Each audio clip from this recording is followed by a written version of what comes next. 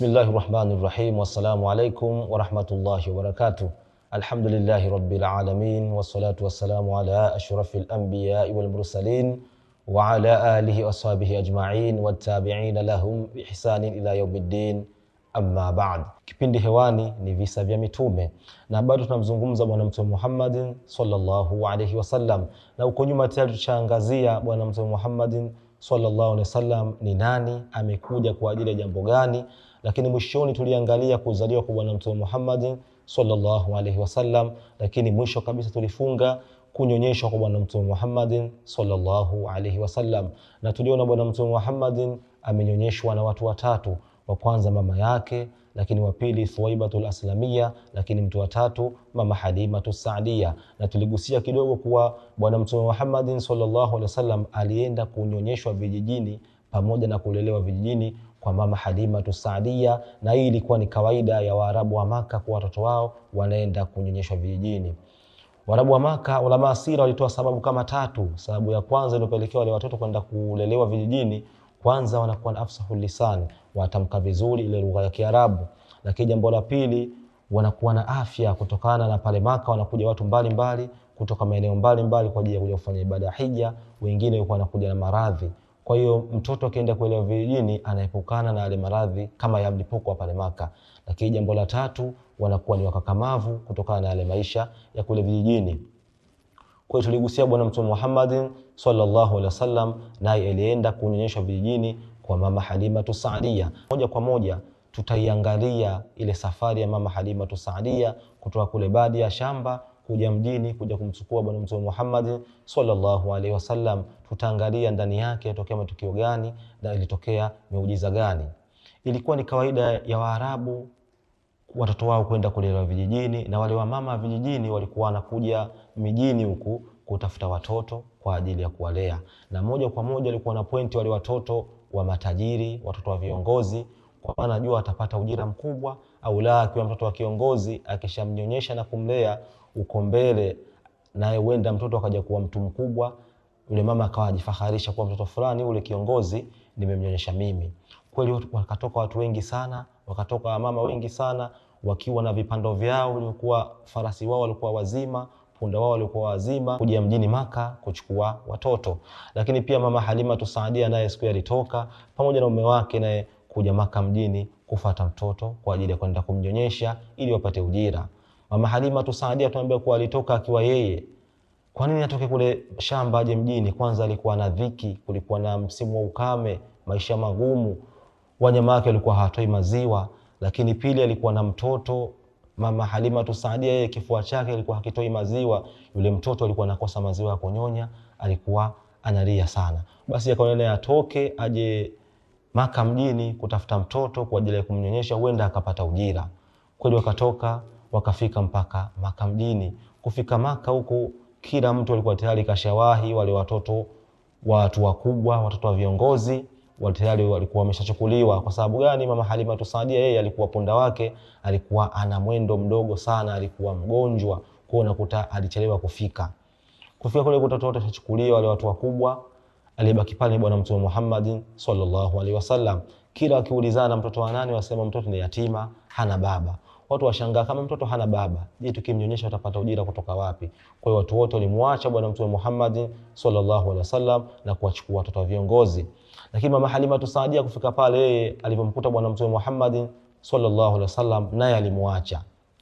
Lakini mwishoni kabisa akaonelea amchukue yeye, akamwambia mume wake, mimi namchukua huyu, huenda Mwenyezi Mungu akaja kutujalia baraka huko mbele. Kweli mume wake Abu Kabsha akamwambia kuwa mchukue huyo, asallahu an yaj'ala lana fihi baraka, huenda Mwenyezi Mungu akatujalia kupitia mtoto huyu ndani yake kuwa na baraka. Kweli mama Halimatus Saadia alimchukua bwana mtume Muhammad sallallahu alaihi wasallam. Pale tu alipomchukua bwana mtume sallallahu alaihi wasallam, pale maajabu yakaanza kutokea. Kwanza mama Halimatus Saadia kama tuliona huko nyuma alikuwa kifua chake hakitoi maziwa, mtoto wake analia kwa kukosa maziwa kumnyonyesha.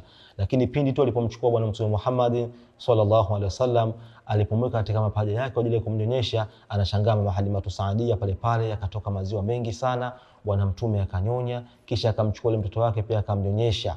Lakini Abi Kabsha mume wake wenda kumgusa ile ngamia alikuja naye, na yule ngamia ashangaa kuwa kwenda ukamwa maziwa, yakatoka maziwa mengi sana, wakanywa wote pamoja na yule mtoto. Watu wakashangaa kuwa kuna baraka zinaanza kumiminika, kwa bila shaka huyu mtoto aliyomchukua si mtu wa kawaida. Kwa hiyo wakalala, kesho yake sasa wakaanza safari ya kurudi Badia, ya kurudi mashambani. Mama Halima Saadia, kumbuka yule punda wao alikuwa ni mgonjwa, alikuwa kutembea hawezi, lakini maajabu katika safari ya kurudi yule punda akawa na nguvu na akawa anaongoza, akapita wale msafara wote, akaupita, akawa kwanza kufika Badia. Hii ni nini? Inaanza kuonesha utukufu wa Bwana Mtume Muhammad sallallahu alaihi wasallam. Lakini urudi Badia mashambani, kulikuwa na majani hakuna, kulikuwa ukame, lakini ashangaa yule wakienda kuchunga wale mbuzi wa Mama Halima Saadia, mifugo yake inaenda inakula, inashiba. Ilifika pahala mpaka watu walikuwa watamani waende kuchunga Mama Halima Saadia. Kweli masiku yakapita, ikapita kama miaka miwili. Baada ya kupita miaka miwili ya kumnyonyesha ile, Mama Amina alikuwa anamtaka mwanae sasa arudi Maka, lakini Mama Halima Saadia alikuwa anamngangania Bwana Mtume Muhammad sallallahu alaihi wasallam, ambaye muache huyu tuendelee kumlea, tumeishi naye vizuri. Kwa sababu gani? Ameona yale maajabu na ule utukufu wa Bwana Mtume Muhammad sallallahu alaihi wasallam. Mama Halima Saadia alikaa na Bwana Mtume Muhammad sallallahu alaihi wasallam mpaka ilipofikia miaka minne. Ilipofika miaka minne sasa ndipo likatokea ile tukio la ajabu, tukio ambalo la kufanya operation hadithatu shakki sadri, kufanya operation Bwana Mtume Muhammad sallallahu alaihi wasallam, kupasuliwa kifua chake na kutolewa ule uchafu wa shaitani. Atusimulia sahaba Anas ibn Malik kupitia hadithi iliyopo kwenye sahihi Muslim, kwa alikuja malaika Jibril kisha akamlaza Bwana Mtume Muhammad sallallahu alaihi wasallam, ili hali ya kuwa Bwana Mtume Muhammad akiwa nyuma anacheza na watoto wenzake. Bwana Mtume alilazwa chali ya malaika Jibril, kisha akapasuliwa kifua chake na akatolewa kitu kama nyama hivi. Ile ilikuwa ni haftu shaitani, kwa maana ni kile uchafu wa shaitani, au ni kama nyongo, ile nyongo ambayo inapelekea watu kupata vishawishi na kupata hofu ya shaitani. Bwana Mtume Muhammad sallallahu alaihi wasallam, nyongo ile alitolewa siku ile akiwa na miaka minne, na hii ndio operation yake ya kwanza. Baada ya kutokea tukio lile, sasa wale watoto wakaanza kuogopa, wakakimbia haraka kwenda kwa Mama Halima Saadia na kwenda kumwambia kuwa inna Muhammadan qad kutila, kwa Muhammad ameuawa. Mama Halima Saadia akatoka akiwa na wasiwasi mkubwa kwenda kule, akamkuta Bwana Mtume Muhammad sallallahu alaihi wasallam amebadilika rangi yake, ile akawa kama yuko tofauti kidogo. Muda ule malaika Jibril alikuwa tayari ameshafanya upasuaji, kisha amemshona Bwana Mtume Muhammad sallallahu alaihi wasallam na kurudi katika hali yake ya kawaida. Sasa baada ya kutokea tukio lile, ndipo Mama Halima Saadia naye akapatwa na wasiwasi pale, kwa bila shaka huyu mtoto linaweza kuja kutukuta balaa au jambo kubwa. Ndipo akachukua maamuzi sasa ya kumrudisha Bwana Mtume Muhammad sallallahu alaihi wasallam katika mji wa Maka. Kwa hiyo Bwana Mtume Muhammad sallallahu alaihi wasallam hivi ndivyo alivyoenda kulelewa na kunyonyeshwa kwa Mama Halima Saadia mpaka ilipofika miaka minne, ndipo aliporudi katika mji wa Maka. Jambo gani linafuata? Endelea kuwa nasi Rabta TV Mtindo Maisha. Vile vile usisahau kusubscribe, kushare, kulike na kucomment. Vile vile usisahau kutufuatilia kwenye mitandao yetu ya kijamii mingine ikiwepo YouTube, TikTok pamoja na Instagram, Rabta TV Mtindo Maisha. Wassalamu alaikum wa rahmatullahi wa barakatuh.